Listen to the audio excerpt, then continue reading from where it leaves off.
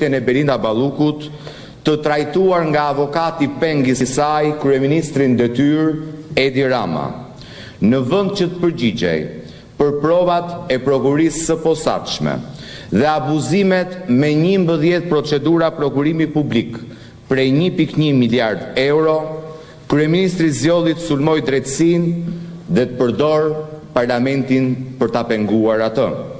Objektivi kryesor i Edi Ramës ishte viktimizimi i Belinda Ballukut, qeverisë së tij dhe atij vetë, duke përpjekur të diskreditoj publikisht prokurorinë dhe spakun, si dhe të minimizoj rëndësinë e provave të paraqitura nga prokuria.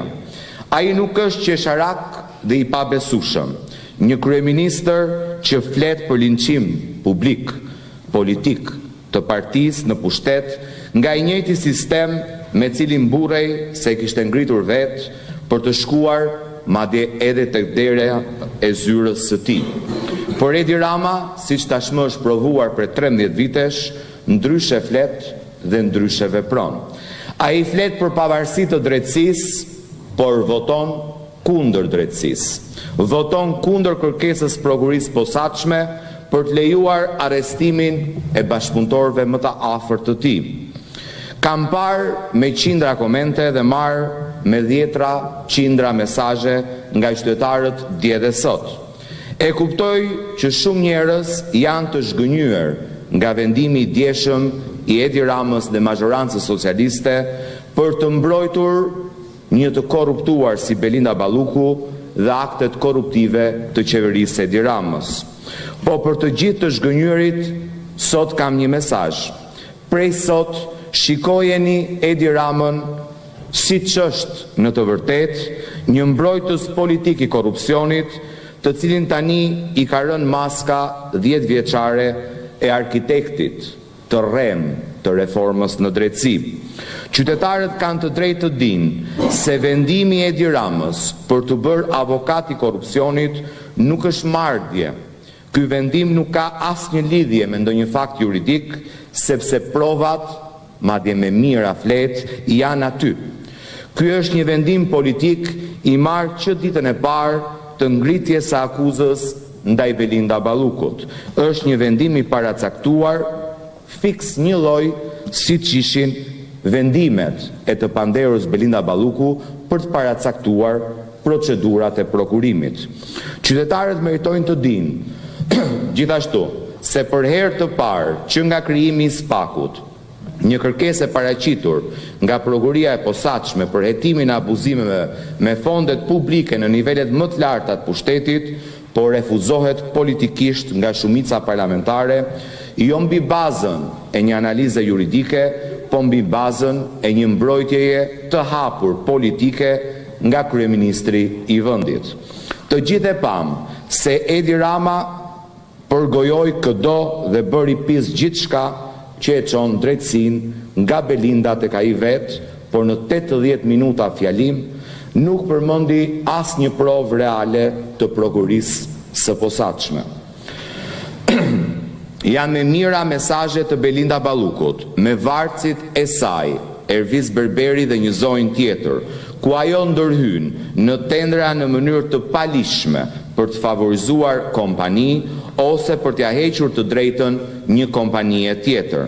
Në rastin e tunelit Llogaras, është krejt e qartë se tenderi u prish që të fitohej më vonë nga kompania turke me një ofertë 50 milion euro më shumë, ajo që Edi Rama dhe Belinda Balluku, pra kompania, kishin takuar kohë përpara hapjes tenderit në Ankara të Turqisë. Është po aq e qartë porosia e dhënë nga Edi Rama dhe e cituar prej Belinda Ballukut që një tjetër tender ta marrë një biznesmen i caktuar. Janë këto mesazhe që e mbajnë peng Edi Ramën, janë këto mesazhe që shpjegojnë edhe frikën e tij dje dhe sot. Është sistemi korruptiv që ai ka krijuar, i cili e detyron të dalë hapur kundër prokurisë së posaçme. Jo se ka merak Belinda Ballukun, jam i bindur se do donte 1000 herë të shpëtonte prej saj, por Edi Rama po refuzon arrestimin e saj dhe po linçon prokurinë e posaçme në mënyrë që SPAK-u të mos i shkojë ndërmend, më të kërkoj arrestime të tjera pa lejen e tij, apo akoma më keq të mos kërkoj arrestimin e vet Edi Ramës. Kryeministri po përpiqet të fshehë një të vërtet shumë të thjeshtë. Vendimi për të bllokuar kërkesën e SPAK nuk u mor sepse provat ishin të dobta, por sepse provat të çojnë herët apo vonë tek vet Edi Rama.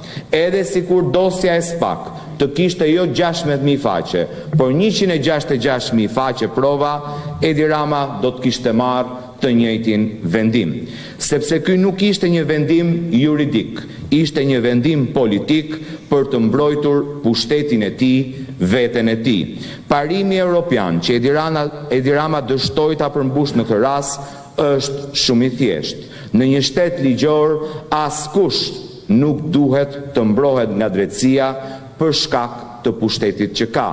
Të gjithë duhet jenë të barabartë përpara ligjit dhe Shqipëria më shumë se kurrë sot nuk ka nevojë për një parlament që përdoret si mburojë politike kundër drejtësisë. Shqipëria ka nevojë për institucione që garantojnë barazim përpara ligjit.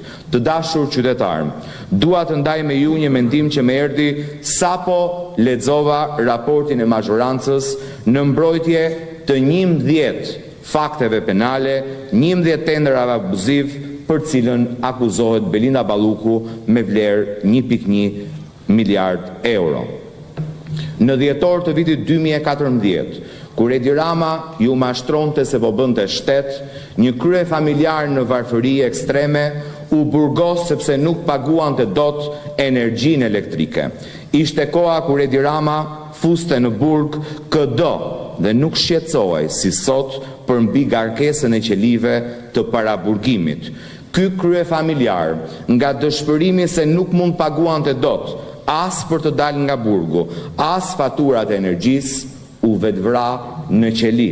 Raste ekstreme pati me qindra gjatë asaj periudhe, por përgjigja e Edi Ramës atëherë ishte vetëm një: burg, burg, burg, barazi përpara ligjit, barazi përpara ligjit, barazi përpara ligjit.